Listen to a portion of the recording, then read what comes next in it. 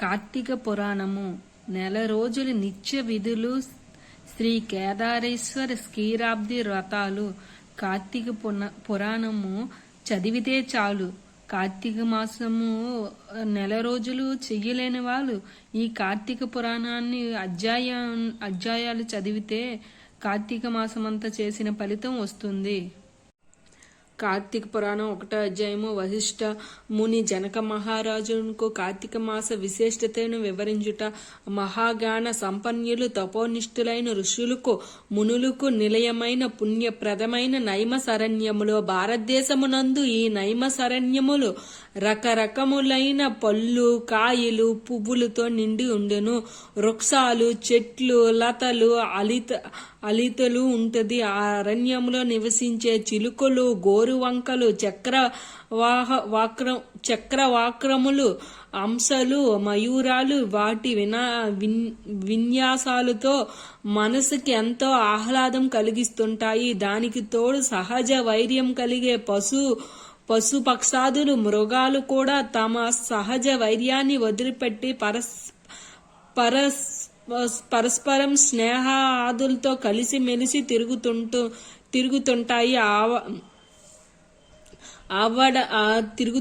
అవడానికి అరణ్యమైన యజ్ఞ యాగాద క్రతువులతోని పురాణ ఇతిహాసాలు ప్రవచనాలతోని వేదాంగ చర్చలతోని నిండిన పరమ పవిత్రమైన భూలోకములోని స్వర్గము అనిపిస్తుంది. అంతట మహోన్నతమైన ఋషి వాటికలో సుప్రసిద్ధుడైన వాడు సూత మహర్షి వేదాంగ విజ్ఞానుడు, పురాణ ఇతిహాస చక్ర ప్రవచనకర్త, భూత భవిష్యత్ వర్తమానాలను తెలిసి మహాజ్ఞాని. తణుకులు మధుర మంజుల వాచ సామర్థ్యులను, వేద ధర్మాలను, వేద విజ్ఞాన సవిస్తరంగా వివరించి చెప్పగల మహామేధావి, సాక్షాత్ భగవత్ స్వరూపుడు. ఆ మహానీయు వల్ల నైమసరణ్యం పరమ పవిత్రమై సకల విజ్ఞాన క్షేత్రములు మానవ ధర్మ ప్రబోధకమై ప్రకాశిస్తుంది. ఒకనొకనాడు నైమసరణ్యములు ఋషులంతా సూత మహర్షి దగ్గరికి వచ్చారు. తన వద్ద వచ్చి మహర్షులందరూ సూతుని గౌరవించి కూర్చోబెట్టి అందరూ ఒకసారి వచ్చి కారణమేమిటి అని ప్రశ్నించాడు. ఆ వచ్చిన వారు ఒకడైన ఋషులందరికీ నాయకుడైన సౌనకుడు సూత మహర్షికి నమస్కరించి, మా కారణం మేమంతా సమస్త వేద విజ్ఞాన సంపన్నులమై కర్మ ధర్మ చరణ ప్రవక్తులమై యజ్ఞ యాగాదులు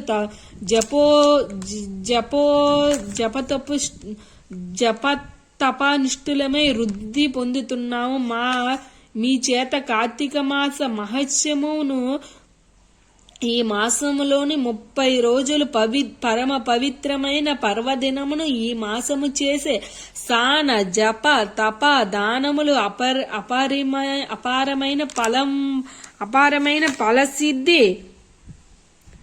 అపారమైన ఫలసిద్ధి లభిస్తుందని విన్నాము. అంతటా విశిష్టమైన కార్తీక మాస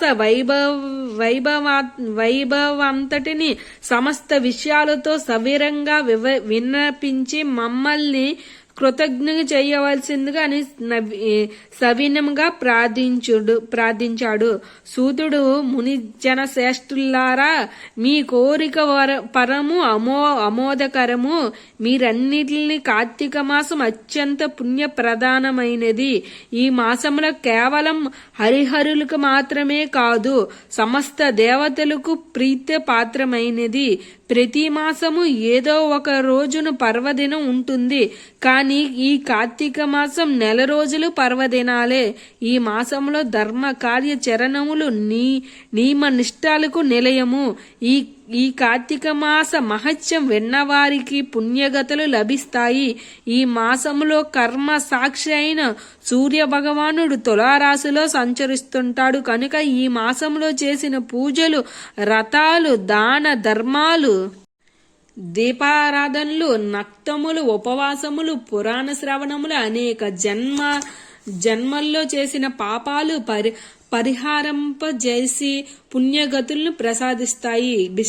అభిష్ట సిద్ధి లభించి జీవితంలో సుఖమయం సాగిపోతుంటాది. ఇహపరములో ఉత్తమము వర్ధిల్లుతారు. మానవ శ్రేయోభిలాషులు తరించి మీకు ఈ పురాణం వినిపించడం వల్ల నేను ఉత్తమ గతిని పొందుతాను అన్నాడు. వశిష్ఠ మహాముని జనక మహారాజుకు కార్తీక పురాణం చెప్పుట. ఇప్పుడు చూడండి, వశిష్ఠ మహాముని జనక మహారాజుకి కార్తీక పురాణం గురించి చెప్పారు. వినండి, అందరూ వినండి. ఈ కథలు వింటే చాలండి. ఒకవేళ కార్తీక మాసం చేయని వాళ్ళు చాలా మంది ఉంటారు కదా, ఈ కథలు విని చదివినా చాలు. మహామునులారా, ఈ కార్తీక పురాణం గురించి స్కంద పురాణములో ఉంటుంది. దీన్ని మొట్టమొదట పరమేశ్వరుడు పార్వతీదేవికి, శ్రీమన్నారాయణుడు శ్రీ మహాలక్ష్మికి, చతుర్ముఖుడు బ్రహ్మదేవుడు, నారద మహర్షికి నారదుడు, వశిష్ఠ మహర్షికి వశిష్ఠుడు, జనక మహారాజుకి వివరంగా చెప్పారు. వశిష్ఠుడు దయ వల్ల ఈ కార్తీక మహత్సము వినే అదృష్టం నాకు కలిగింది. నేను విని ఆ విశిష్టమైన పురాణాన్ని మీకు వినిపిస్తాను. సావధానములైన విని తరించండి. ఒకనాటి పవిత్ర దినము వశిష్ఠ మహర్షి మిథిలా నగరానికి వచ్చి జనక మహారాజు దగ్గరికి వెళ్ళాడు. రాజర్షి అయిన ఆ జనకుడు వశిష్ఠ మహర్షిని సగౌరవంగా సుమచిత మర్యాదలు చేసి మీ రాకకు కారణం ఏమిటి అని అడిగాడు. అందుకు వశిష్ఠుడు, జనక రాజా, నేను సిద్ధ ఆశ్రమంలో యాగము చేయాలని సంకల్పించాను. యాగానికి నీ సహాయం అడుగుదామని వచ్చాను అన్నాడు. దానికి జనకుడు, మహర్షి, మీ యాగానికి కావలసిన ధనాన్ని, అనేక విధాలైన సంబరములను అన్నిటినీ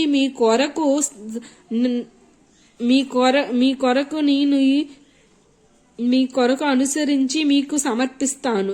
నాకు నా సంపదలు ఇంతకంటే గొప్ప ప్రయోజనం ఏముంటుంది అంటూ వినయముగా అంగీకరించాడు. మునిజన శ్రేష్ఠుడైన ఓ వశిష్ఠ మహర్షి, నాకు చాలా కాలం నుండి ధర్మ, కామ, మోక్ష ప్రథమకమైన సర్వ పాపహరమైన కార్తీక మాస మహత్యమును వినాలని కోరిక కనుక నా అనుగ్రహము నుంచి కార్తీక పురాణం వినిపించి నన్ను కృతజ్ఞుని చేయమని ప్రార్థించాడు.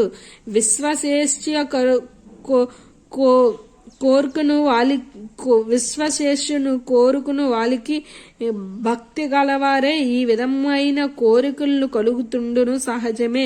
కార్తీక మాసం 30 రోజులు పుణ్య ప్రదాలైనవి. ఈ మాసంలో చేసే జపము, తపాలికి, స్నానము, దానాలకి, వ్రతాలకి అనంతమైన ఫలితం కలుగుతుంది. అన్నీ ఈ మాసంలోనే ఆచరించవలసిన సంపదలను కూడా కలిగిస్తాయి. ముక్తి ప్రసాదించే ఏకైక మాసం కార్తీక మాసం. ఈ కార్తీక మాసంలో ఏకభుక్తం, ఒక పూట ఉదయం మాత్రమే భోజనం చేసి ఉండడం, నక్తం ఉదయమంతా ఉపవాసం ఉండి సాయంత్రము నక్షత్ర దర్శనం అయిన తర్వాత భోజనం చేయడం, సోమవారాలు, పౌర్ణమి, ఏకాదశులు మొదలైన రోజులు చేసే ఉపవాసాలు మోక్షప్రదం. పూర్తిగా ఉపవాసం చేస్తే సంధ్యా సమయంలో తీర్థ ప్రసాదాలు స్వీకరించడం, ఉపవాసం చేయడమనే పుణ్యం ముక్తిప్రదం. వారంతట వారుగా ఇతరులు పెట్టిన దాన్ని మాత్రమే భుజిస్తూ నిత్యం జపము, తపము, పురాణ పఠనం, దీపారాధన చేయడం, క్షేత్రదర్శనం మొదలైన వాటినన్నింటినీ భక్తి శ్రద్ధలతో చేయడం ఆరోగ్యదాయకంగా, మోక్షకారకంగా కూడా ఈ దీక్షతో కార్తీక సోమవార వ్రతం చేసిన ఫలితం లభిస్తుంది. మొదటి రోజు పారాయణం సమాప్తం.